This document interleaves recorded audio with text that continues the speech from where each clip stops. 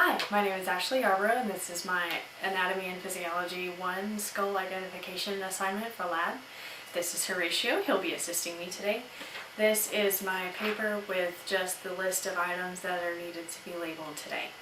We're going to start at the front with his frontal bone, which is here on the front part of his skull, and then there is, go turn around for me, there is the coronal suture here, which separates the frontal bone from the parietal bones, which are separated from one another by the sagittal suture, which runs along there.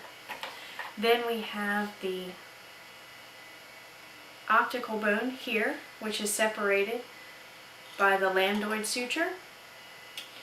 Then if we go a little bit to the side here, we can see here is the squamous suture, which separates the parietal bones from the temporal and sphenoid bones here. We also have a part of the temporal bone here is the mastoid process, and just medial to that is right here, not sure if you can see that, but right here is the styloid process.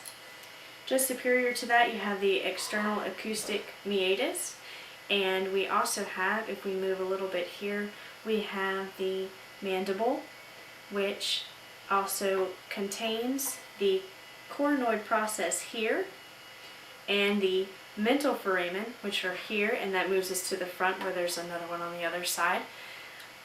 That moves us to the front here where we have the maxilla here, and if we open the mouth at the top here we have the palatine bone. That moves us up to the nasal cavity where we have the vomer bone, as well as the nasal concha, which are out here on either side, and up to the crest here, which is the nasal bone. Then that will take us into the orbit, where we have the lacrimal bone here, the ethmoid bone, which is just inside of that, and the optical canal, which can be seen back here. We also, just above that, have the supraorbital foramen. Then we will take a look, excuse me Horatio, we're going to take a look inside to the floor of the cranial cavity here, where if we look we can see the top of the ethmoid bone, which includes our little rooster combs here, which are the crista galli. Let me turn him around so we can see a little better. Which includes the crista galli, and the cruciform plates are on either side of that, running along here.